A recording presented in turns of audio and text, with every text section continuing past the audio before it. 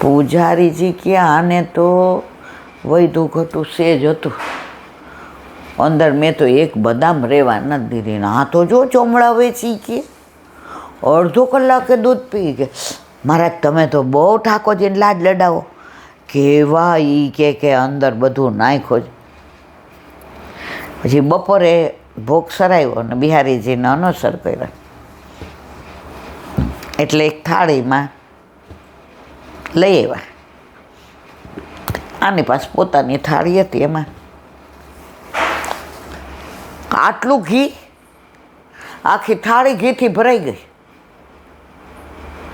આટલી રોટલી ચોપડેલી, આમ અડવા જાઓ, બટકું તોડવા જાઓ છો તો ઘી આમ ચપચપ બોલે છે. પૂજારીજી કે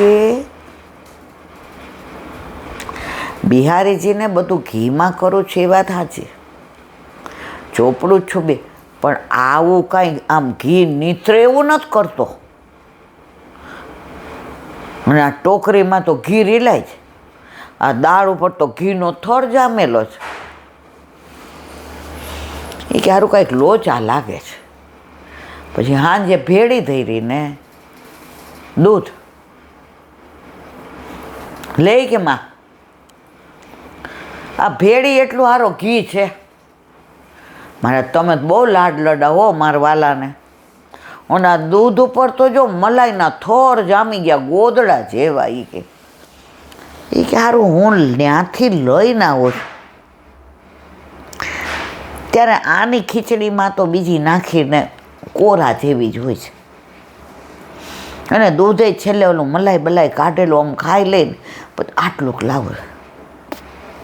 હવે આવું 2-4 દી થયું. એક દી પૂજારીજીને દાંત ચડી અને બધાય ઓલો કોઠાર હોય ને ભંડાર, તો સૂકા મેવા ઓછા થતા જાય બરણીમાં, ઘી ઓછું થતું જાય. એ કે હારી આ ડોહી અંદર આવતી નથી અને આ બધું અંદર ઓછું થતું જાય. એટલે કોક ચોરી કરી અને આના ઓલામાં નાખી દેશે. એ કે આ તો નાહી ધોઈને ત્યાં જ ઊભું રહેવું છે, નીકળવું જ નથી બહાર. તો સવારે ખોલ્યું તો બિહારીજીના ધોતી ઉપર ઘી ઘી ઘી.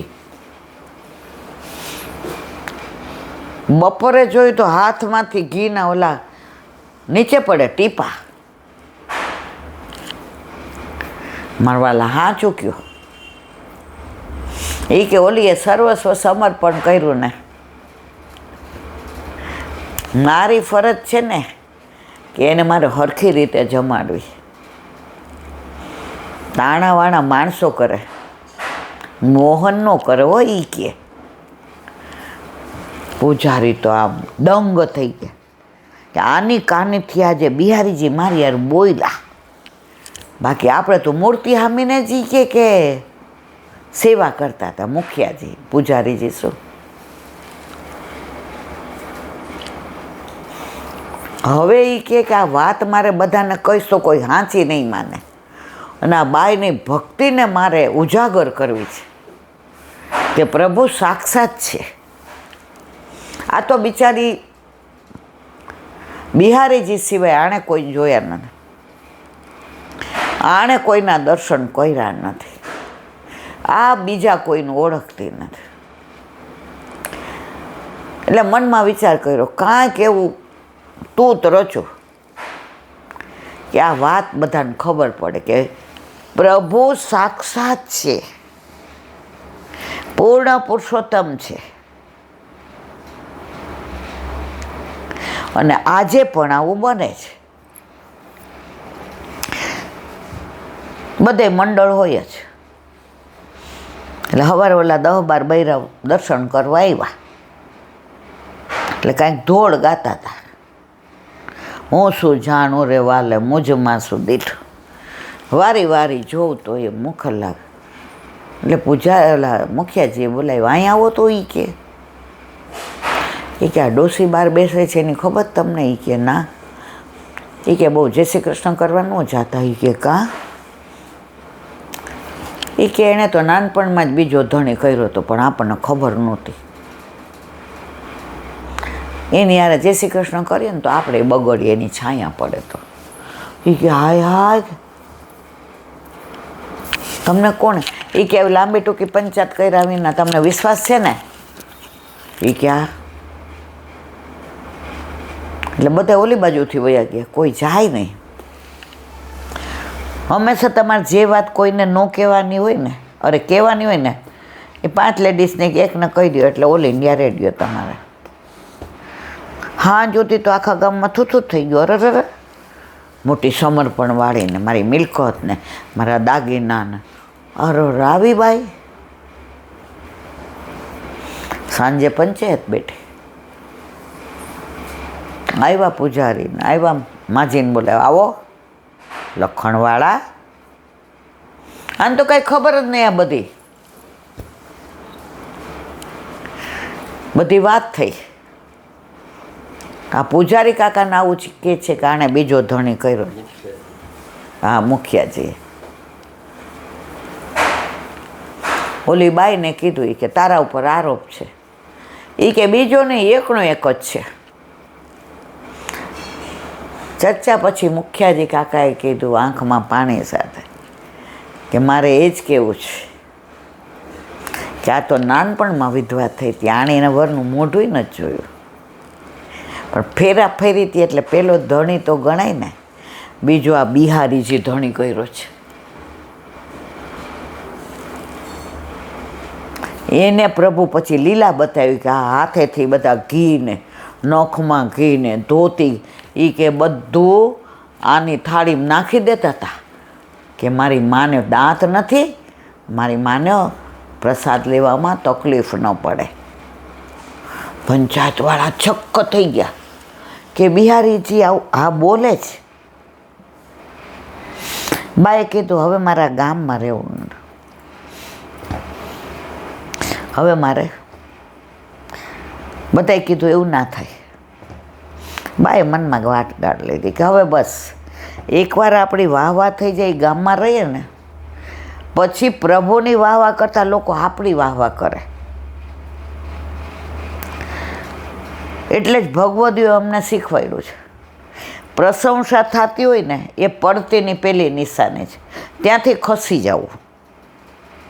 અને કોઈ આપણને ગાળો દેતી હોય, આપણું ખરાબ બોલતા હોય, આપણા પર ખોટા બ્લેમ કરતા હોય, આપણા માટે ન બોલવાના શબ્દો બિંગ અ લેડી આપણને સંભળાવતા હોય, એ નજીક રાખવાના. આપણે એના દ્વારા કંટ્રોલમાં રહીએ, ડિસિપ્લિનમાં રહીએ. ખોટું કરવાનું ક્યાં, એટલે ગોકુળનાજીએ કીધું છે નિંદકોને નિયરે રાખો. હવે સાંજે બિહારીજીના પટ બંધ થયા એટલે ત્યાં ઉંબરા આવી, સાડીને આમ કરીને આંખમાંથી અશ્રુની ધારા. આટલું પેટમાં ન રહ્યું, બધું કહી દીધું. મારા ને તારા વચ્ચેની વાત હતી તોય કહી દીધી. આમાં તારી હારો મારી વાહવા થઈ, આ તે સારું કર્યું હે. જય જયકાર તો તારો હોય, મરવાલો મને હું કામ વચમાં લીધી? મને ગાળો દેવડાવી હતી ને કે હું આવી છું. એકવાર બિહારીજીના હાથનું આરોગ્ય પછી મારે બીજા ધણીનો બીજા હાથનું મોઢામાં મૂકવું નથી. આ મારી જિંદગીની છેલ્લી ક્ષણ. બારણા પટ ખોલ્યા, ચારે બાજુ પ્રકાશ. બિહારીજી હાથ પકડીને ચરણારવિંદમાં, એ તો પ્રેમ કી બાત હે ઉધો, बंदगी तेरे बस की नहीं है, यहाँ सर दे के होते हैं सौदा, आस की तेरे बस की नहीं है, यहाँ दर दर पे होती है पूजा, सर झुकाने की फुर्सत नहीं है। આપણા ઘરે આપણા માથે બિરાજતા આપણા ઠાકોરજી ને આપણે દંડવત કરીએ, ચરણ ગામમાં બધે મંદિરે જાય છે, આપણા ઘરે સેવા છે, બાકી બધે પૂજા છે। यहाँ दर दर पे होती है पूजा, सर झुकाने की फुर्सत नहीं। અહીંયા ક્યાં ટાઈમ છે?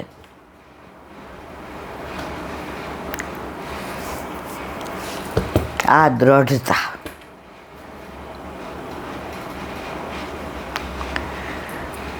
એકવાર તમારા આંખથી આંખ મળી ગઈ ને પ્રભુ વારે,